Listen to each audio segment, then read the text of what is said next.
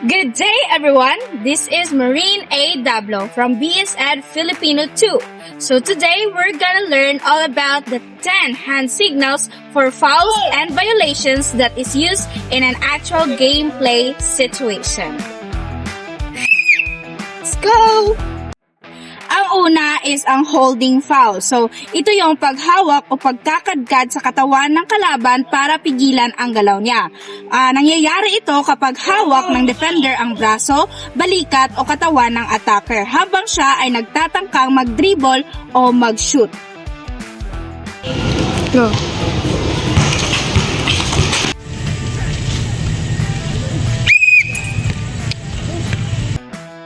Ang pangalawa naman ay ang blocking foul. So, ito ay isang sitwasyon na hindi naka-establish na sa legal position ang defender at humarang sa attacker. So, kapag ang defender ay gumalaw patungo sa attacker habang may contact, itinuturing itong blocking foul.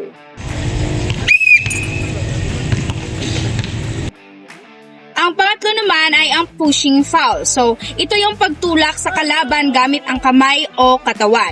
Nangyayari ito kapag may contact na para i-move o i-dislodge o pigilan ang kalaban. So, kapag tinulak ng defender o parang ganito yung posisyon kapag ikaw ay makakamit or makakumit ng isang pushing foul.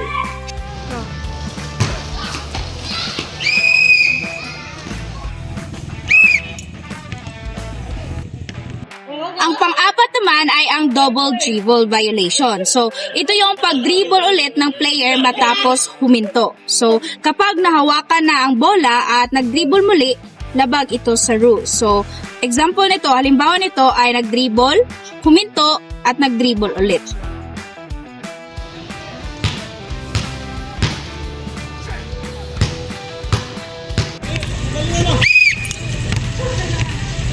Off elbow. So, ito yung labis na pag-swing ng siko na tumama na sa kalaban. Nagdudulot ng panganib kapag rebound o positioning na sa court.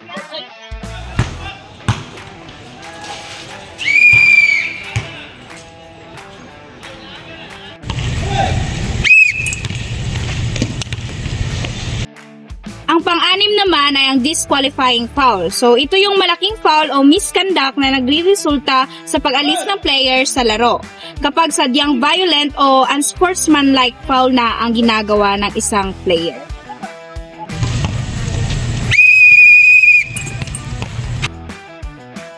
Sa pang-pito naman ay ang technical foul. So, ito yung unsportsmanlike conduct or rule violation hindi related sa ball contact. So, para disiplinahin ang player, coach o team ay binibigyan sila ng technical foul.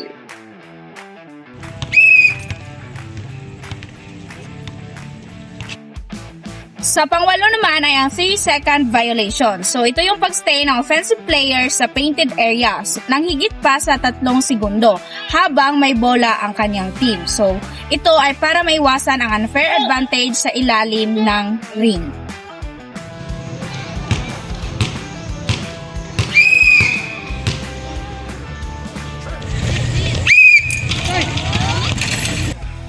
Sa pang-siyam naman ay ang traveling violation. Ito yung paglalakad o paggalaw ng player ng higit sa pinapayagang hakbang nang hindi nag-dribble. So, kapag ang player ay huminto sa dribble at gumalaw pa, nawawala ang legal ball control.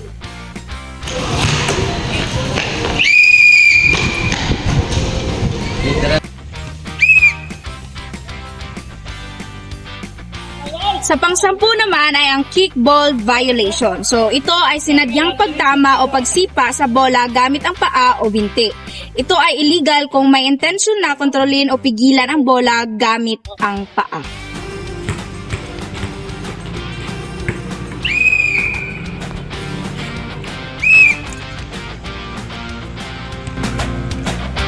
Ayun lang sa araw na ito. Muli ako si Marine A. Dablo at sana'y marami kayong natutunan sa aking ginawang instructional video. Maraming salamat!